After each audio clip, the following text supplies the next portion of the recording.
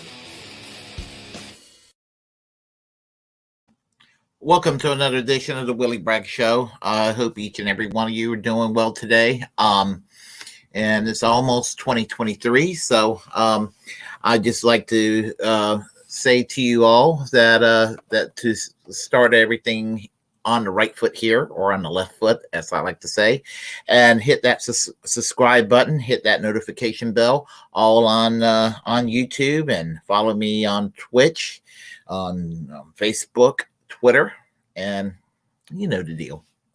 And be sure also to subscribe and follow KRTD, Cabrera's news group, also on the various following platforms as well. And you'll see on the description box below the link to KRTD Media, and follow them. So anyway, right now I want to discuss the situation and how within a scope of 7.5 years, how time has pretty much repeated itself in a different setting.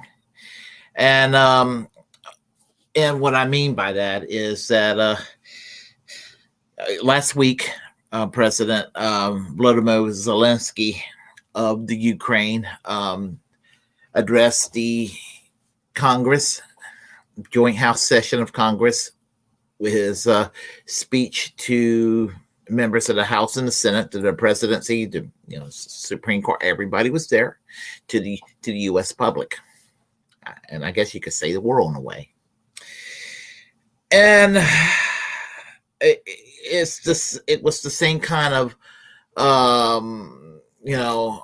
same kind of cringe that happened in almost parallel what happened in early 2015, with a lot of fear mongering and all of this sort of thing. And that was with Israeli Prime Minister Benjamin Nentanyahu of Israel coming to the United States also back then to address the joint session of Congress.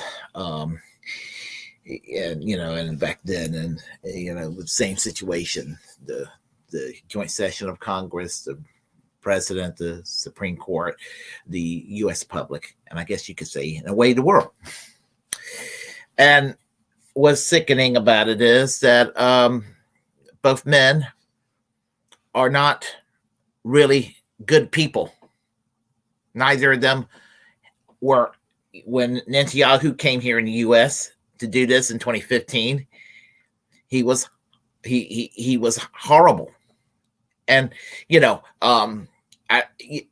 back then, you say that, some people would be like, "Oh, how dare you talk about the Prime Minister of Israel?"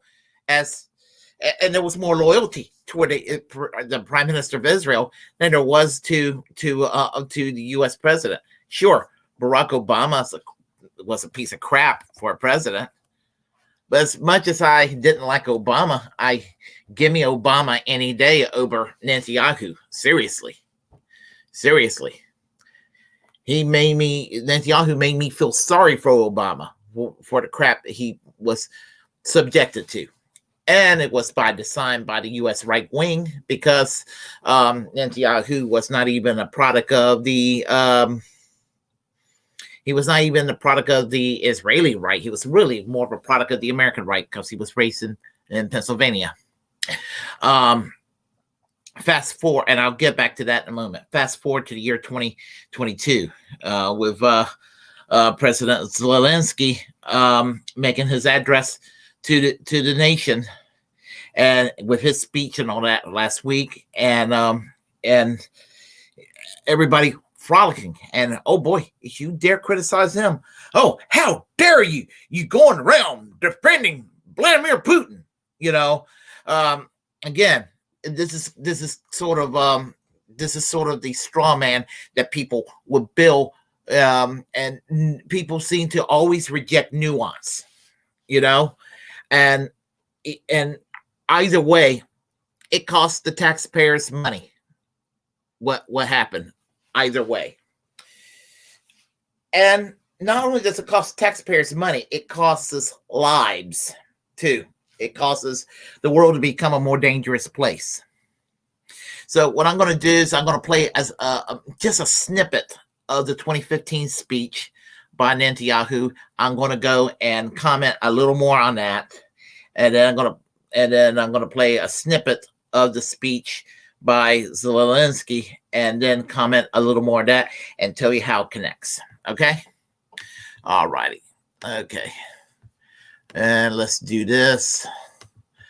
And I apologize in advance for having everybody being subjected to Israel's worst prime minister. Yeah, he is a piece of shit. Let's see. All right. So here we go. My apologies to you all.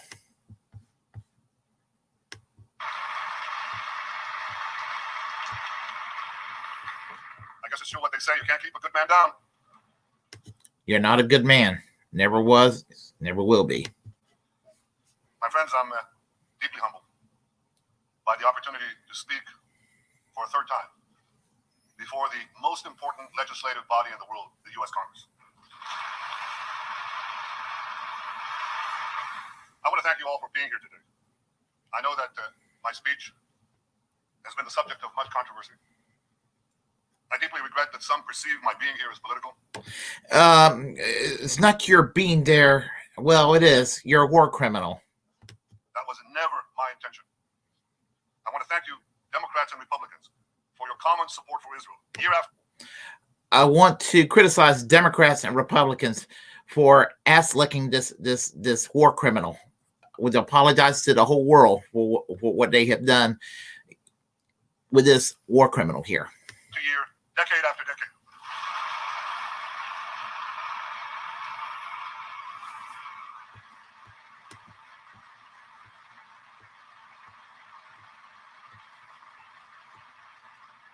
I know that no matter on which side of the aisle you sit, you stand with Israel.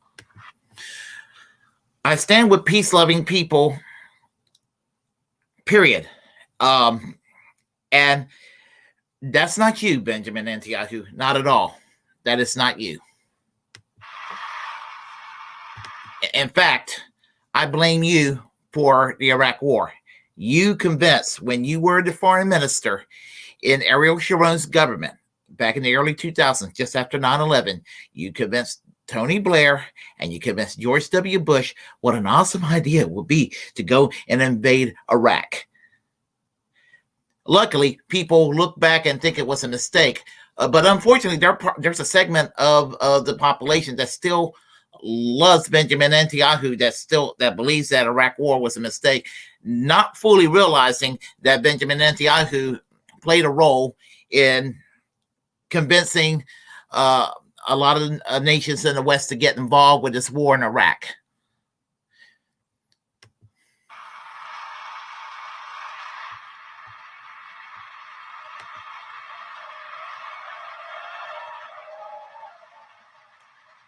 How revolting this is. The remarkable alliance between Israel and the United States has always been above politics. It must always remain above politics. Because America and Israel, we share a common destiny. The destiny of promised lands that cherish freedom and offer hope. Israel is grateful for the support of America's people and of America's presidents, from Harry Truman to Barack Obama. You purposely made life a living hell for Barack Obama. Again, not a fan of Barack Obama. Not a fan of Barack Obama. Not a fan of Barack Obama. But I actually saw how Obama came into power, and the right wing were rejoicing in the United States as Netanyahu got elected just shortly afterwards, because they knew that he was going to make life really hell for Obama. For what? For partisan means, and to jeopardize any prospects of a peace process. And you can see where Israel's at right now. This man who left about a year and a half ago came back and is head of the most right-wing government in the history of Israel's 70-some years history. That was 1948, 74 years history. The most right-wing government. So right-wing that their cabinet ministers, they're going to be in the government to the right of this jackass. I mean, even the center-left Labor Party has less. They're like about 5 seats in the Knesset, and the Meretz, the party that's really the hope for any kind of a peace movement, is no longer in the parliament. This guy is one of the worst leaders of any country in the Western world, with maybe the exception of Jair Bolsonaro when he was the prime minister, president of Brazil. Pretty much tied at this point. We appreciate all that President Obama has done for Israel. Now, some of that is widely known.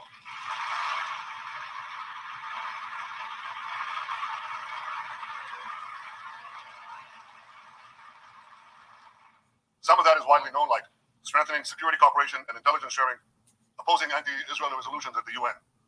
Some of what the president has done for Israel is less well known. Those so-called anti-Israel resolutions at the UN basically were just demanding nothing more than for Israel to behave and to stop treating the Palestinians like it's an open-air prison in that country. So stop making an open-air prison out of the Palestinian population. I called him in 2010 when we had the Carmel forest fire, and he immediately agreed to respond to my request for urgent aid. In 2011, we had our embassy in Cairo under siege, and again, he provided vital assistance at the crucial moments. Or his support for more missile interceptors during our operation last summer when we took on Hamas terrorists. You know why you have a Hamas problem, Netanyahu? Because George W. Bush, the Bush administration, pressured the Israeli government and pressured the Palestinian Authority to have elections in Gaza. And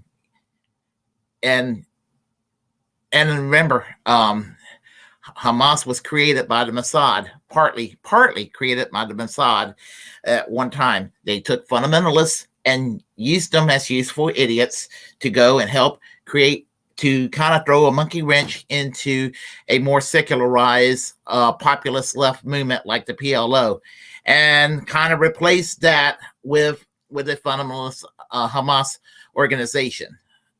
And that's what happened, and you're delighted that was the outcome.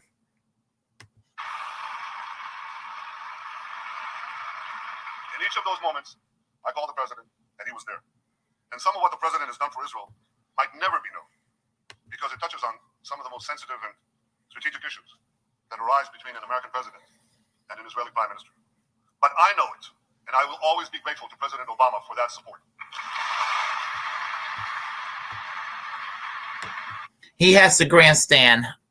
And I'm going to tell you, what made me really angry about this at the time was it came down to this.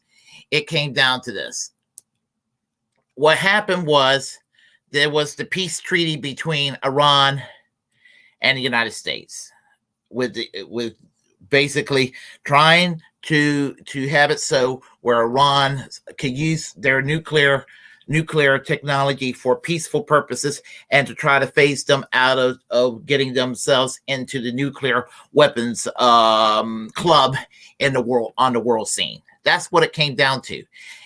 They had weapons inspectors. It was working well. Who was opposed to it? It was Israel, because they have a special hatred for Iran. Now, in fairness, Iran has a hatred and back, and back is and hatred is a two-way street. But what's so goddamn stupid about Israel and neocons and the religious right and the Washington consensus in the United States is that Iran is not even the most quote unquote dangerous country in the Middle East in that regard. In fact, any terrorism that they were ever responsible for in the last 30 some years is minimal compared to Saudi Arabia. That, and what happens with Saudi Arabia? They get a lot of money, a lot of funding from the United States. And what's going on with Saudi Arabia? They go and all the funding and military assistance. Yemen, a genocide. Indirectly, the United States has its hands in, bloodied. They got blood on their hands with a genocide being committed by the Saudi Arabian government.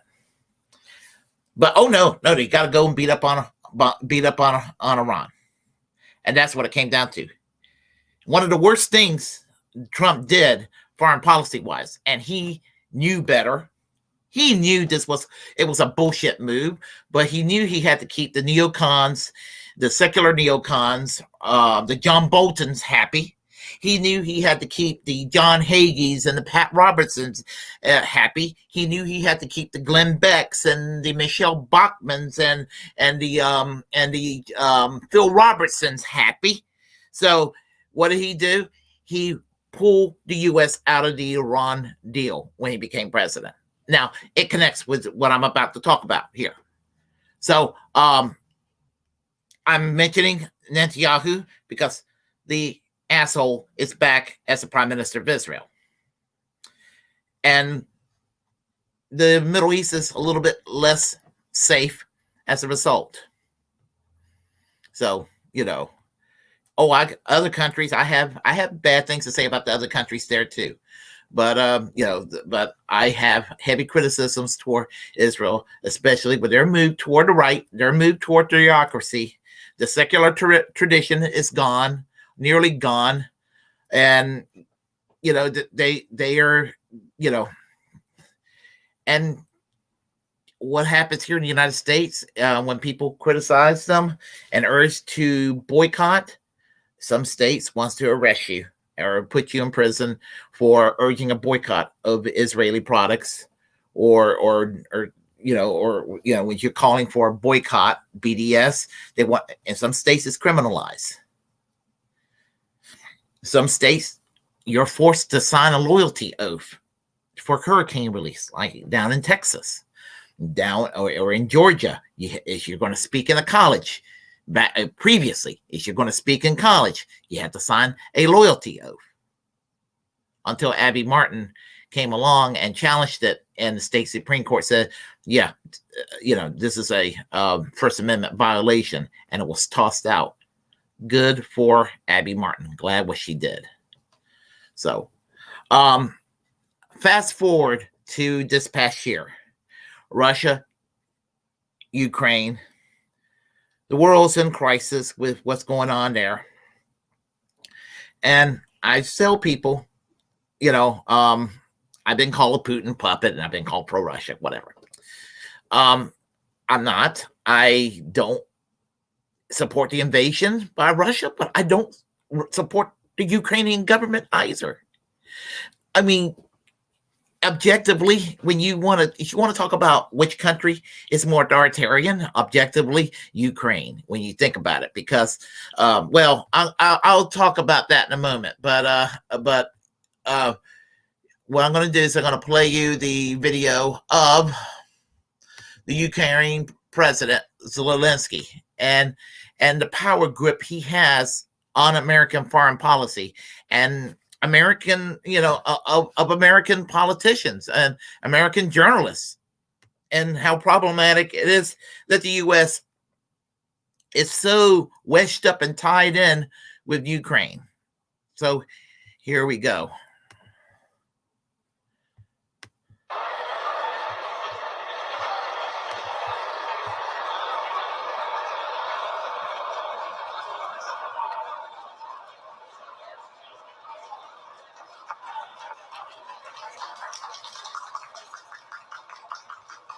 Speaker, the President of Ukraine.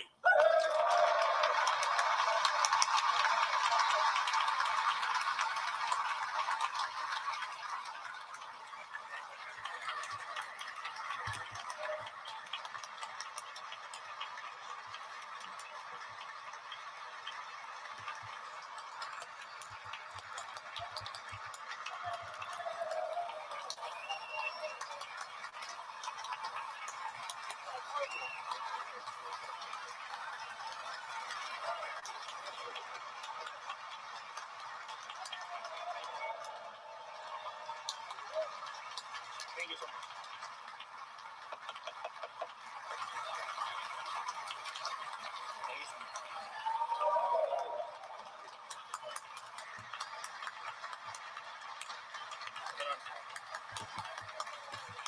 This is just political correctness, just like it was with Netanyahu. Woo, woo, woo.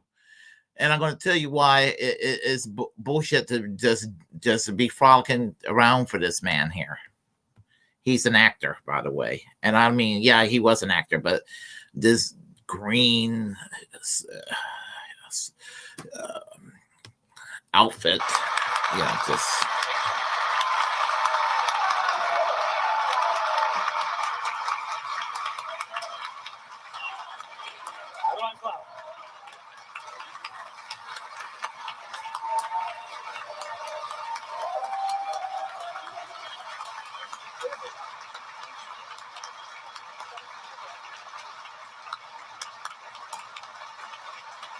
Members.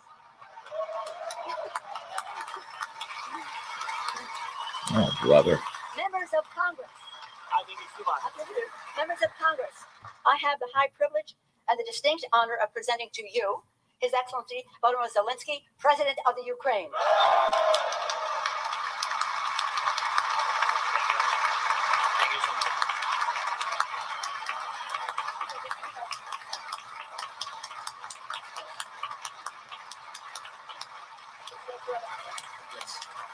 Thank you so much.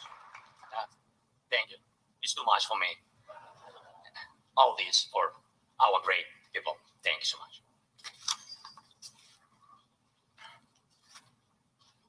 Dear Americans, in all states, cities, and communities, all those who value freedom and justice, who cherish it as strongly as we Ukrainians, in all our cities, in each and every family, I hope my words of respect and gratitude resonate in each American heart.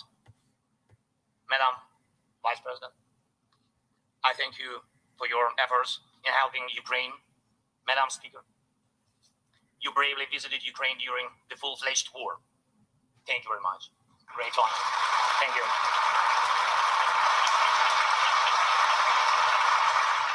Great privilege to be here.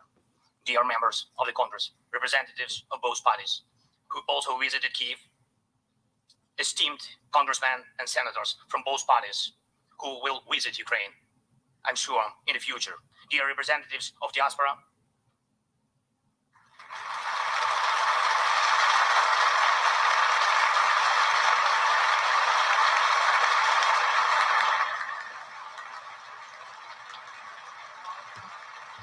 this is just too much, folks. Oh my gosh. present in this chamber and spread across the country, dear journalists. It's a great honor for me to be at the US Congress and speak to you and all Americans. Against all odds and doom and gloom scenarios, Ukraine didn't fall. Ukraine is alive and kicking.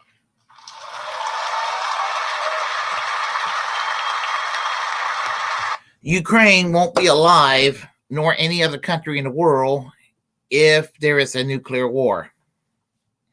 Let me just say that. Thank you.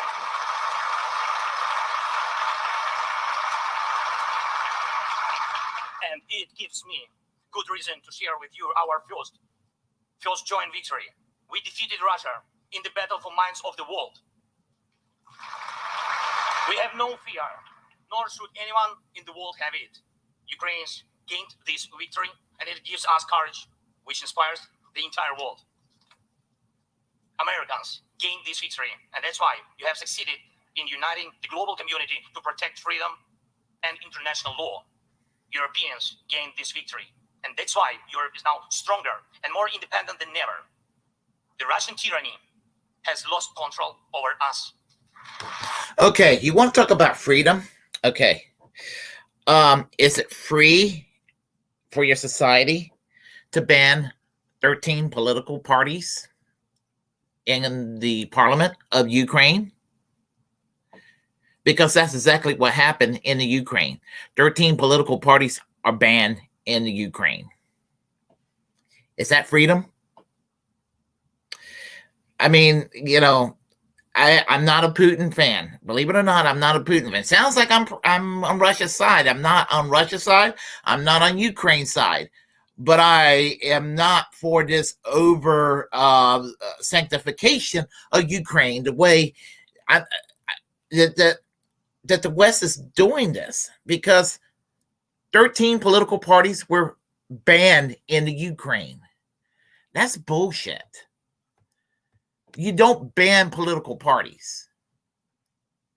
And 3 news networks were banned in the Ukraine. America, that's a violation of the First Amendment. I mean, I know it's not a U.S. state, but if we were to go and defend, if you find that objectionable, it's really funny, because Venezuela, that the United States likes to bully, has one of the freest press in the world, but 3 news networks were banned in the Ukraine, and the United States goes around and backs the Ukraine so blindly. Now, I know I'm going to hear some people like, but Willie, I know you're so progressive on LGBTQ issues, and I am. I tell people, you know what? I'm progressive on, you know, and people say, well, how can you be, you're defending Russia? I'm not defending Russia. And to prove that I'm not defending Russia is that that I not only, I oppose I oppose what's going on in Russia against Ukraine. And within Russia, you know, I support what they call the gay liberation group. Anyway, I cannot think of the name of that group right now. But anyway, my point is that I am for freedom of all people around the world, and I have to call it like I see it objectively. So LGBTQ oppression is a problem in Russia. Pussy Riot, that's what they're called. I support Pussy Riot in Russia. Look it up. It's a problem in Russia, but it's also a problem in Ukraine. It's just as much of a problem in the Ukraine. But on the other hand, the Ukraine just banned the Russian Orthodox Church. What the hell is that about? And, you know, and for those people on the right, they're neocons that love to go and intervene and do this in the name of liberty all over the world. Where is the liberty in banning the Russian Orthodox Church in the Ukraine? Tell me. And the labor unions ban or close to being banned. I mean, they're so undermined in the Ukraine to the point where they're even treated almost worse than they are here in the United States, which pretty much means that it's probably the worst treatment against unions on the European continent. Because I mean, you can imagine on the European continent, just about any country is going to have a stronger labor movement than the United States by a long shot. Even after Margaret Thatcher anally raped the trade union movement in the 1980s, they were still stronger today at 30% of the workforce than the unions were in the United States at their strongest during the late 60s, early 70s. How's that?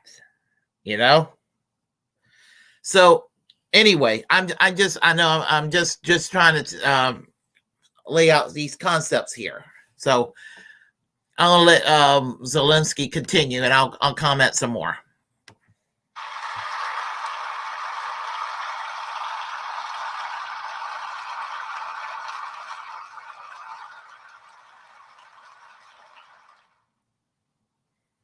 And it will never influence our minds again. Yet, we have to do whatever it takes to ensure that countries of the global south also gain such victory. I know one more, I think, very important thing. The Russians will stand a chance to be free only when they defeat the Kremlin in their minds. Yet, the battle continues, and we have to defeat the Kremlin on the battlefield. Yes. This battle is not only for the territory, for this or another part of Europe. The battle is not only for life, freedom, and security of Ukrainians or any other nation which Russia attempts to conquer. This struggle will define in what world our children and grandchildren will live, and then their children and grandchildren. It will define whether it will be a democracy of Ukrainians and for Americans for all. This battle cannot be frozen or postponed. It cannot be ignored, hoping that the ocean or something else will provide a protection. From the United States to China, from Europe to Latin America, and from Africa to Australia, the world is too interconnected and interdependent to allow someone to stay aside and at the same time to feel safe when such a battle continues.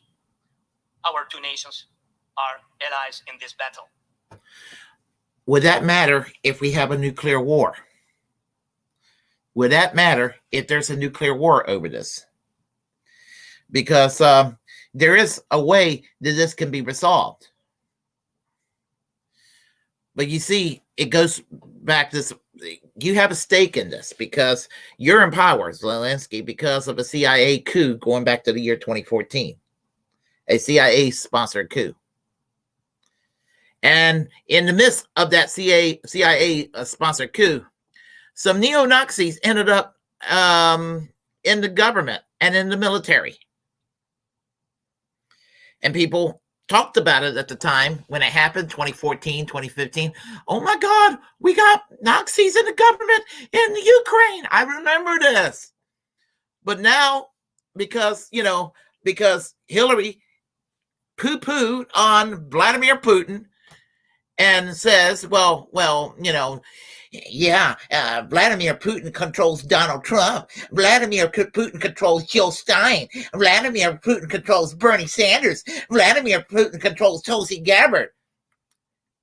That's what it came down to. I think that the hatred, it comes down to Hillary Clinton's hatred of Putin. And the shit-libs go along and follow the leader. And, and then there's Biden's son, Hunter, who was, involved with the power companies in the Ukraine, collecting large salaries. I mean, it kind of connects.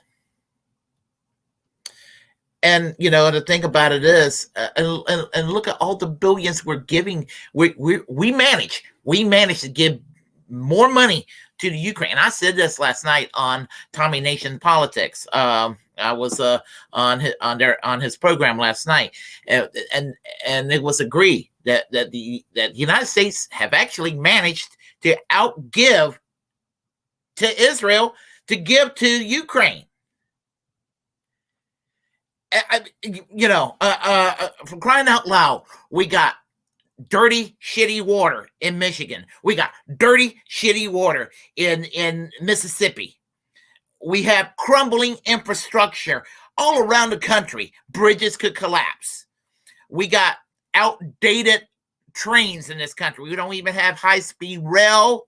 We don't have any of these things, let alone universal health care or any of these things. We don't have these things. And for what? To keep defense contractors happy.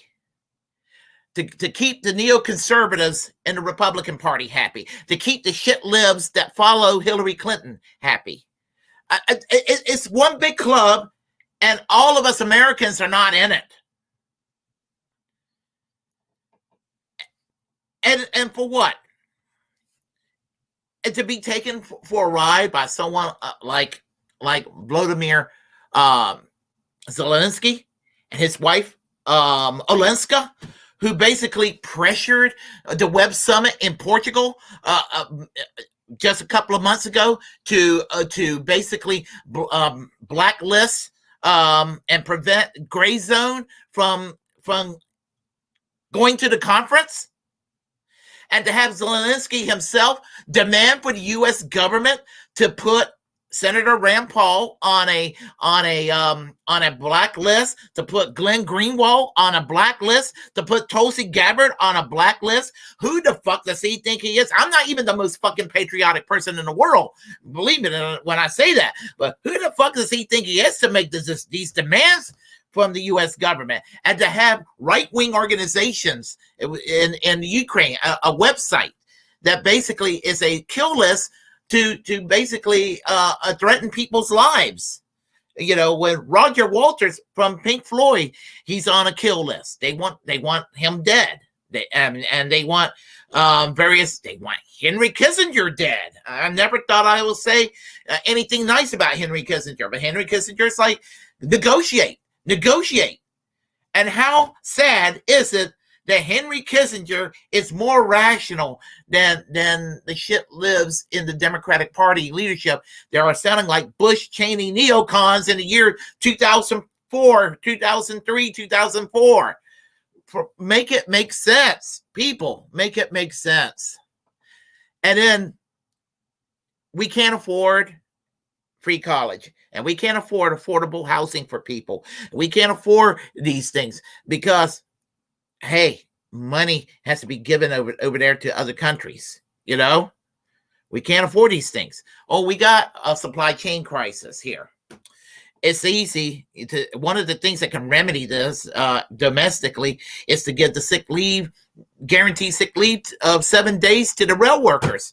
Now, what do? We go and have these worthless members of Congress break a rail strike and tell them to go the fuck back to work, and they have no sick leave.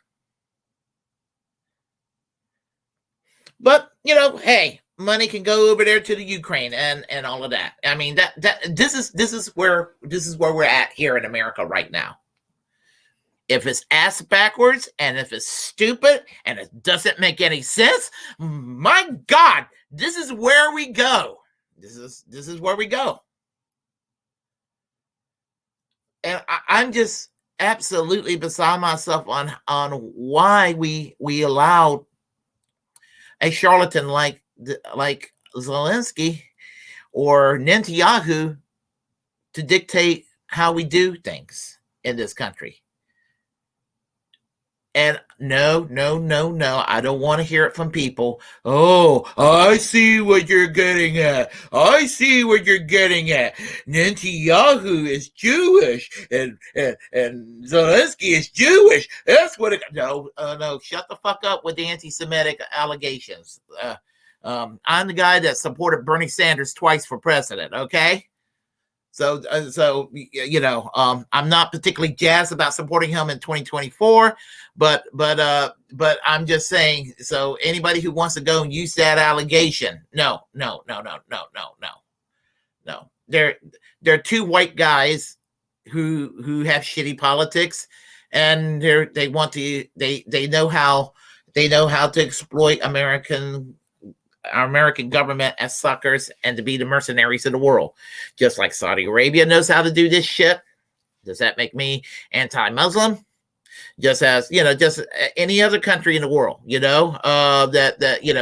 any dictatorship around the world, when you have 70% plus dictatorships around the world being backed by the U.S., they know how to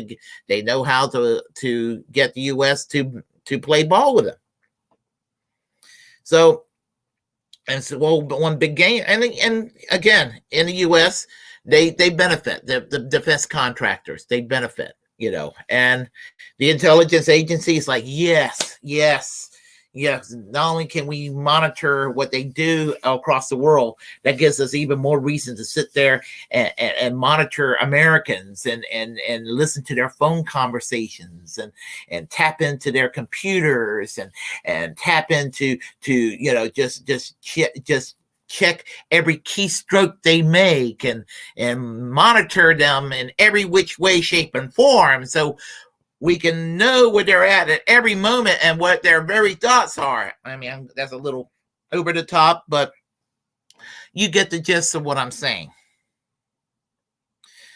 And the hell with Biden with his disinformation governance board.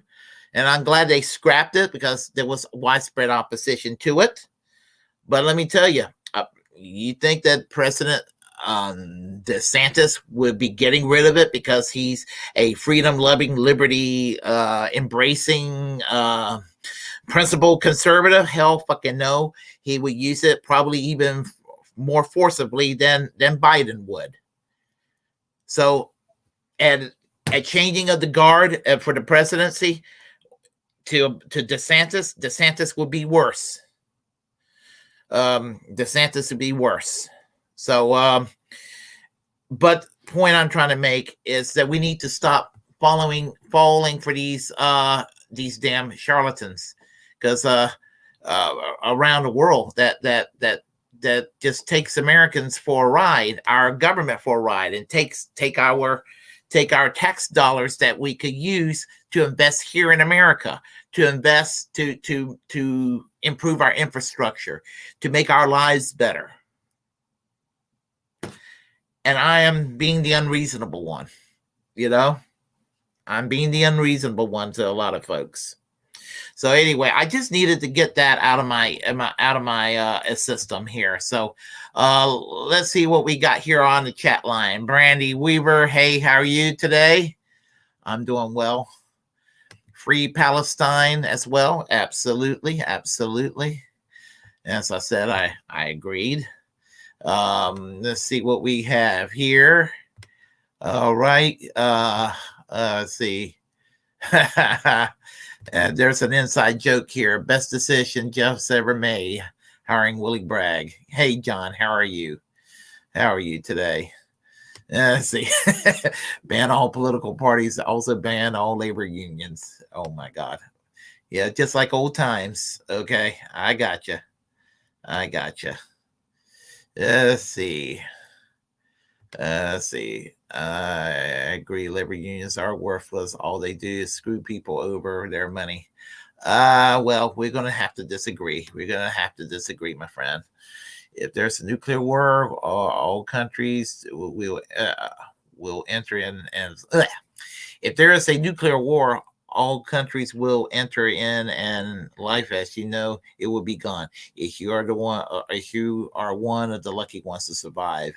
And there are videos you can watch that you can survive. Apparently, you can survive a nuclear war if all you're interested in is existing. So, I mean, and if living is as good as it gets, as they said in the movie 28 Days Later, that will be, that will be something to look into. It's easy on YouTube. Let's see. They keep screwing us over. You're absolutely correct. Language, your ear is laughing out loud. Funny. Yeah, I gotcha. Let's see. Okay. So, anyway, I just wanted to get that out of my system here. And let's see, one more here. Our politicians keep screwing us over, but I do support labor unions. I diligently support labor unions. I do. I've always supported labor unions. One thing I miss about my previous job is that it was a weak union, but it was better than not having a union. I do miss being in a labor union. So, yeah, even it was a pretty weak union, UFCW Local 204. But anyhow, if y'all like what you heard, press like and comment. Comment in any way if you disagree with what I have to say, and we will have a conversation. As a First Amendment absolutist, it's my duty to inform you to create your own platform and utilize it, because we are, in fact, the muckrakers of our time. Feel free to share the content on this channel for whatever nefarious purposes you may have, or whatever positive purposes. Don't forget to hit that subscribe button, hit that notification bell on YouTube. Follow me on Twitch. Follow me on my Facebook profile. Follow me on Twitter, and all will be well. And remember, you need to always reject corporate media, because corporate media has absolutely nothing to offer us. To always get a second opinion, get 23 opinions, get 600 opinions if you like, because, as I said, corporate media has absolutely nothing whatsoever to offer. So there you go. I will say this much. I'm dedicating the year 2023 as my personal quest for preserving absolute freedom of speech, free speech absolutism. I've done my part. I've already donated to Panquake. I will probably be doing a video commentary on Panquake sometime in the year 2023. Going to tell you a little more about this platform. I will give you a quick hint on it. Is basically, imagine Twitter if it was run by Julian Assange instead of being run by Elon Musk. That's probably the best way to describe it. It's not really available yet, but it's something that is going to be different from what is out there right now. And I believe in this, and it's hosted in Iceland, and it's going to be safe from U.S. government trying to fuck with it. So that's a very good thing, and it's there to preserve free speech. So I will probably talk more about that in the year 2023. So you'll probably be hearing me talk a lot about Panquake and all that. So anyway, and also I'll be having quite a few guests on my program in 2023. I'll be pretty busy with guests. It looks like I got a good lineup out there booked. So you will be informed who will be coming on pretty soon. So anyway, I will on this note, I will let you all go, and I will talk to you all later. And I will say, take it easy.